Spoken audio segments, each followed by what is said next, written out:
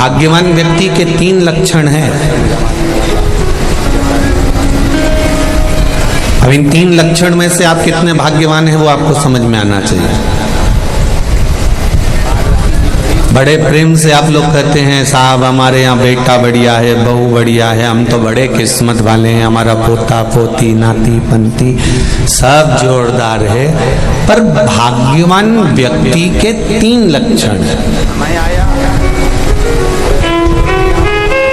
उसमें पहला लक्षण है, अगर भोजन मिल रहा है तो उसके साथ भूख होना जरूरी है। अगर भूख और भोजन दोनों आपके पास में है तो समझ लेना आप दुनिया के सबसे भाग्यशाली व्यक्ति हैं।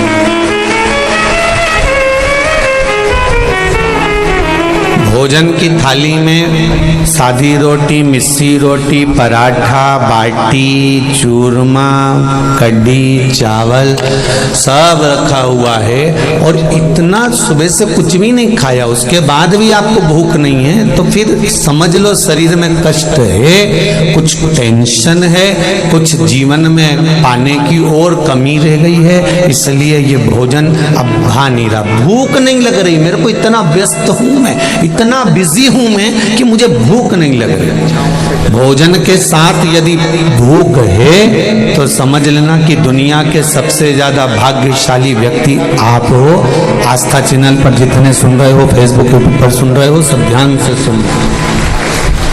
ये सालासर बालाजी की कथा को, श्राद्ध पक्ष की इस पावन कथा को हल्के में मत लेना। फिर कहेंगे अभी तक कथा सुनते थे तो हाथ पैर सब कढ़ाई में रहते थे, आज मुंडा भी कढ़ाई में है क्योंकि सालासर जी से सुन रहे हो, तो इसलिए जरा ध्यान रखिएगा। भाग्यशाली व्यक्ति का प्रथम लक्षण है कि भोजन के साथ में भूख हो। दूसरा लक्षण है बिस्तर के साथ में नींद हो।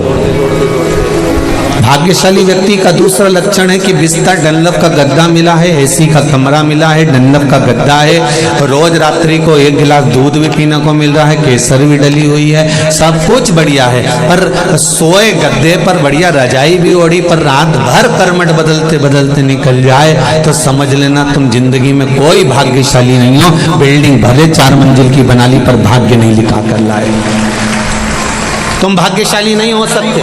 भले तुमने बिल्डिंग 4 मंजिल की बना ली, फ्लैट जोरदार ले लिया, ने गाड़ी ले ली, ने बंगला ले लिया, ने फैक्ट्री डाल ली, ने ये कर लिया, ने वो कर लिया, पर भाग्यशाली नहीं हो। क्योंकि भाग्यशाली व्यक्ति का दूसरा लक्षण है कि बिस्तर के साथ में नींद भी होना चाहिए। अगर बिस्तर सुंदर है, भले गदेड़ी है, भले गोदड़ी है, भले साधारण सी एक दरी बिछी हुई है, पर उसको नींद चकाचक आ रही हो, बालाजी सरकार की कृपा से, भगवान भोलेनाथ की कृपा से वो अलमस्त बिना टेबलेट के, बिना बाम लगाए, बिना वो कुछ भी लगाए बिना, वो कहते हैं सिर पे ये लगा लो, वो लगा लो, नींद आ जाएगी, आंख में लगा लो, वे चुपड़ के सो जा। तो अगर बिस्तर है और नींद भी है तो समझ लेना तुम सबसे ज्यादा भाग्यशाली व्यक्ति हो, तुम्हें कोई नहीं रोक सकता भाग्यशाली। और तीसरे नंबर पर है भद्रायु के आगे उसकी, तीसरे नंबर पर है अगर तुम्हारे पास में धन है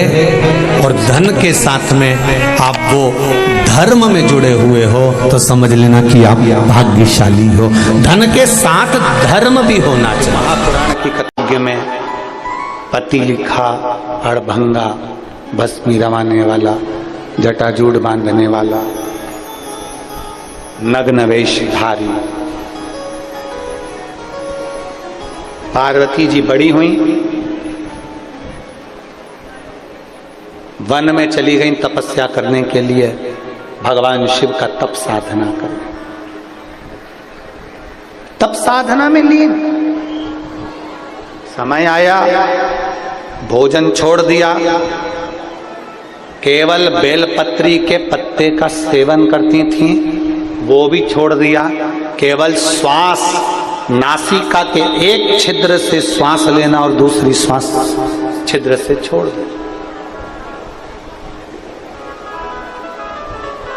वो भी छोड़ दिया। दोनों नासिका के छिद्र से श्वास को अंदर कर कर बैठ जाती और कई दिनों तक उस श्वास को बाहर ही नहीं छोड़ती।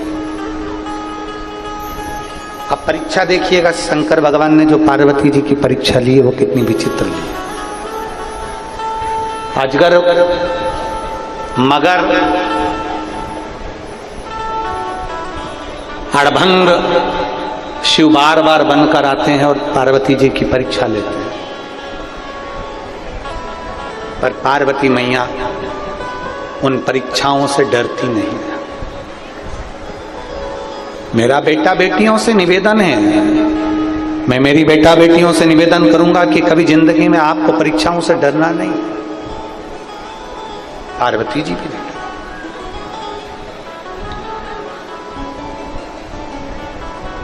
बिल्कुल ना डरिए।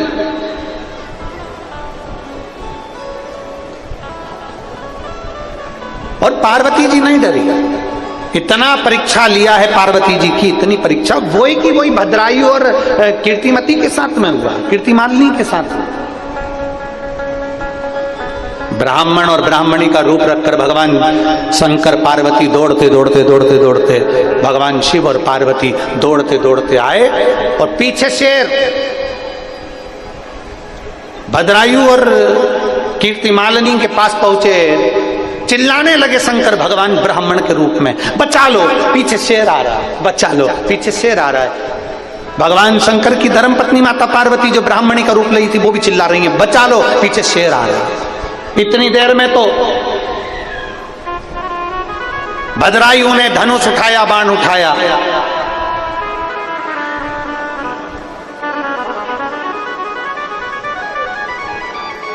और शेर लपक कर आया। ब्राह्मण की पत्नी ब्राह्मणी को शेर ने पंजे में भर लिया और जो पंजे में भरा और मुख में भरकर खींचते खींचते वो ले जाने लगा।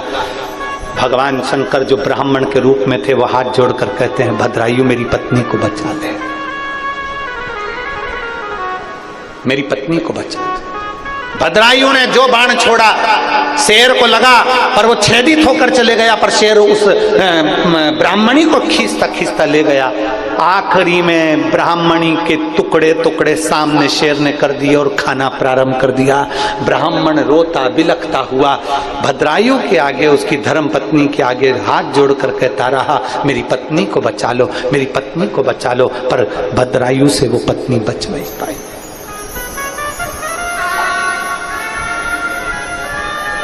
बची नहीं। शिव महापुराण की कथा कहती है, भगवान शंकर का संवाद कहता है, शिव तत्व कहता है। भगवान शंकर ब्राह्मण के रूप में कहते हैं, भद्रायु राजा मैंने तो सुना था तेरा धनुष और बाण दोनों तीव्र है, मैंने सुना था तू दुनिया की रक्षा करता है, मैंने सुना था तू प्रजा की रक्षा करता है, तूने मेरी पत्नी की रक्षा नहीं करी, मैंने मेरी पत्नी की रक्षा नहीं करी, मैं तुझे श्राप देता हूं। भद्रायु चरणों में पड़ गया, कीर्तिमालिनी चरणों में पड़ गई, आप क्षमा करिए, आपको क्या चाहिए वो ले लो, जो चाहिए आपको दे दिया जाएगा। मेरा पूरा भंडार आपके लिए, मेरा पूरा राजघराना आपके लिए, मेरी पूरी राज सत्ता आपके लिए, आपको जो चाहिए। ब्राह्मण कहता है नहीं, धन लेकर करूंगा क्या, मेरी तो अर्धांगिनी चली गई।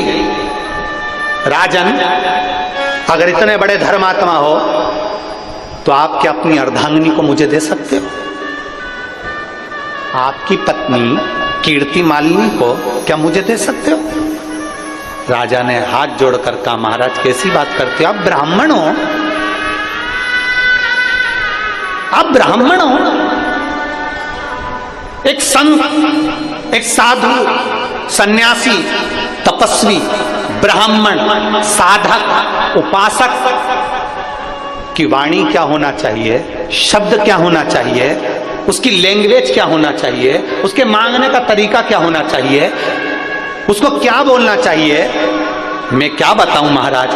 भद्रायु कहते हैं मैं क्षत्रिय हूं, आप ब्राह्मण हैं, ब्राह्मण को हमेशा सोच समझ कर विचार कर कर बोलना चाहिए।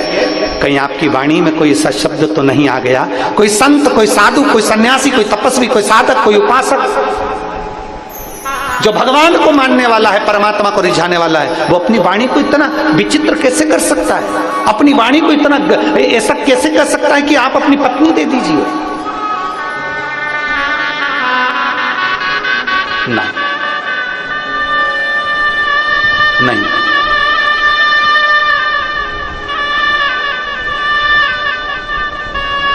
महाराज, ब्राह्मण देवता मैं अपनी पत्नी को नहीं दे सकता। आप कैसे कह सकते हो? आप कैसे बोल सकते हो कि मेरी पत्नी, आप मेरी पत्नी को मांग रहे हो? जरा विचार करिए।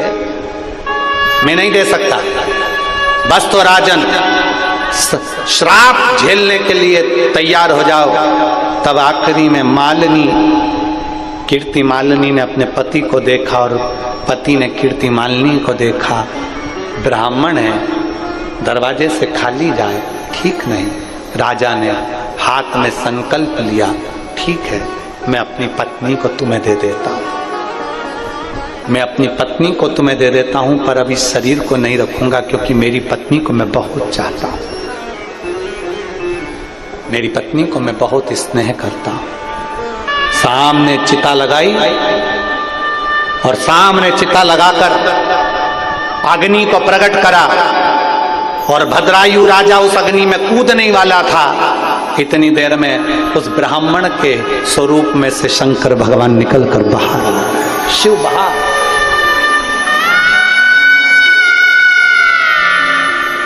बोल दीजेश्वर महादेव की जय। मेरे शिव निकलकर बाहर आ गए, प्रकट हो गए।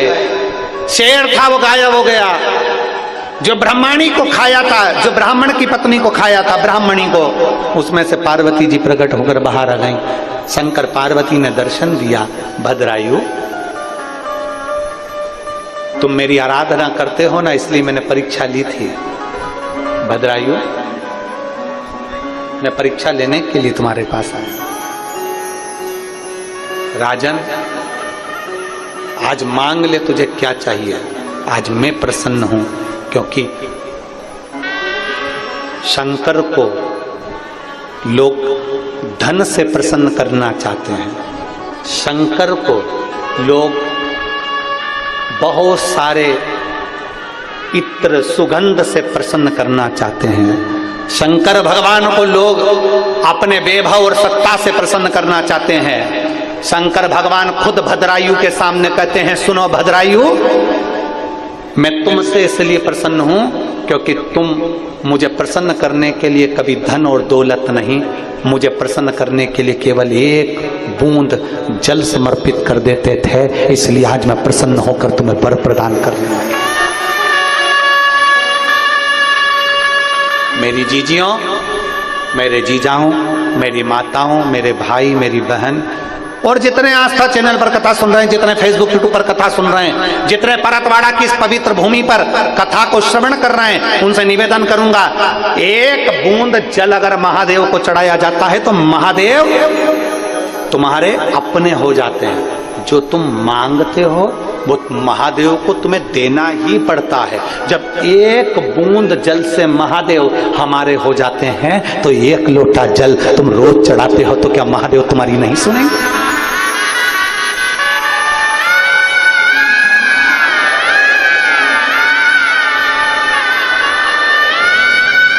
नजर उतरवा लेना। आवाज अच्छी है, बहुत बाबा की कृपा है, ऐसी बोल्ड रही है। एक लोटा जल से क्या महादेव प्रसन्न नहीं हो सकते? एक लोटा जल से क्या महादेव प्रसन्न नहीं होंगे? एक पत्र है,